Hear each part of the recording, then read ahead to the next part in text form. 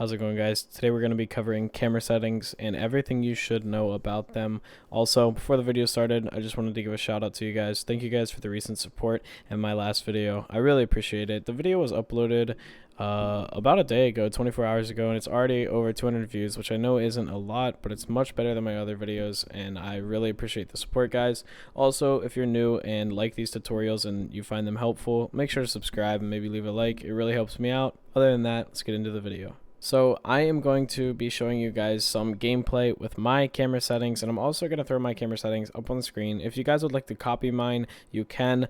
I think they're pretty good, and if you guys are a newer player or haven't ever changed your camera settings from default, I think they're a good place to start. Also, if you guys didn't know, in the new update, Rocket League actually implemented a setting to where you can choose from any pro's camera settings. So I recommend doing that. If you don't like mine, I wouldn't just pick your favorite pros. I would do what you feel comfortable with. Maybe try a few different ones out, but most of the pros camera settings are quite similar, so I think you guys will find a common ground there. But for right now, I'm just going to be going through every setting under the camera settings tab, and I'm going to explain to you guys what every single one of them do and what you would most likely want to change them to.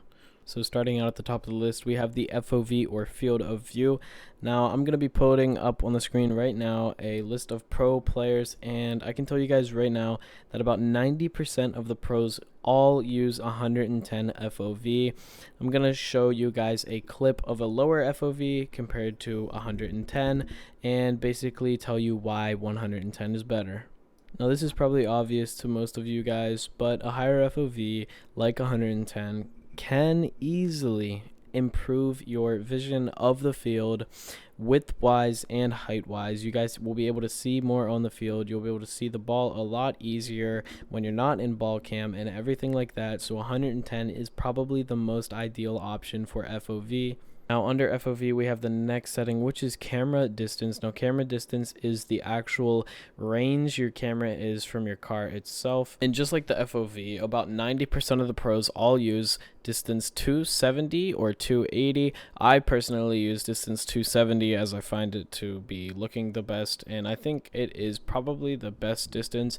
At least it is for me, and that's just my personal opinion, and I think most of you guys will also go with 270. But like I said, it's just personal preference, so you guys could do either setting, whichever one you would like. Now on to the next setting, we have the camera height, which basically controls how far up your camera sits. Now the camera height can be a lot more flexible than, for example, FOV, but the majority of higher level players and pros use between 90 and 110.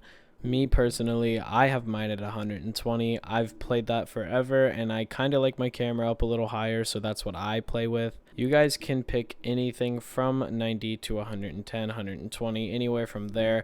In my opinion, I think 110 would probably be solid for newer players. Unless you want to use my camera settings, then feel free to copy mine. I use 120, but you guys can use anywhere between 90 and 120. Now, camera height, like I said, is flexible, but it also is a very important setting.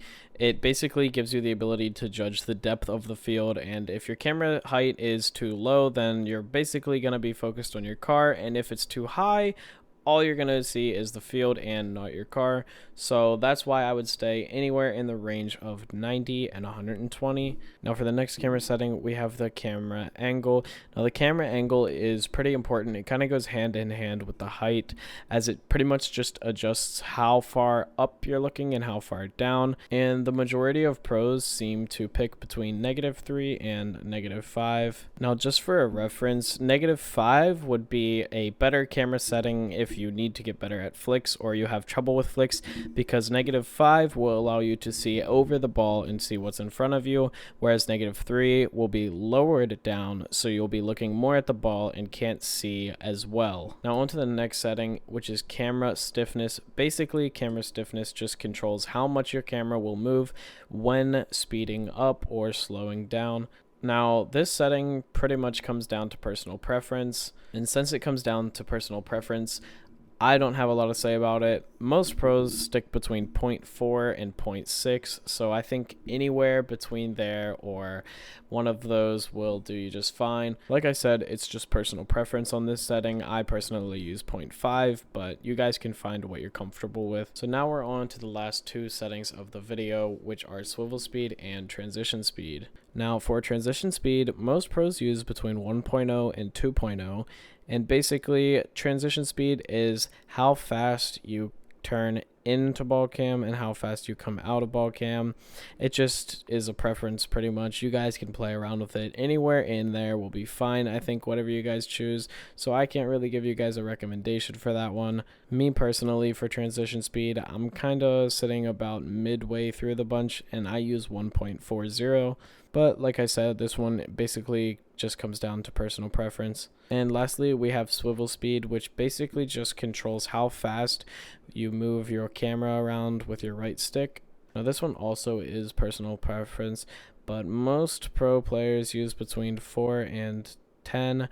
I believe, and a lot of other people believe, that it is a lot easier if you are sort of higher but not too high, because if your swivel speed is too high, you're not going to be able to control your camera. It's just going to be too sensitive. So I would say go as high as you can with it being able to be controlled, and just find what you like. Now lastly, I'm just going to give you guys a tip. This one is probably for a lot of newer players, and that is if you have a problem with getting demoed or you find yourself getting demoed a lot, you're going to want to go over to the interface tab and you're going to want to change your nameplate scale, and you're going to want to turn that up. Now what this is going to do is it's going to make the other team's nameplates bigger so it's more visible to you on your screen. This is going to make it a lot easier for you guys to see them and for you guys to avoid demos.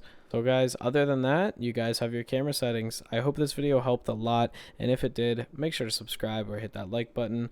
If you guys want to see any more videos or any mechanics, any tutorials, anything like this that's going to help you guys out with Rocket League, make sure to let me know down in the comments, because I really enjoy helping you guys out. But other than that, that's going to be the video. So I'll see you guys in the next one. Peace.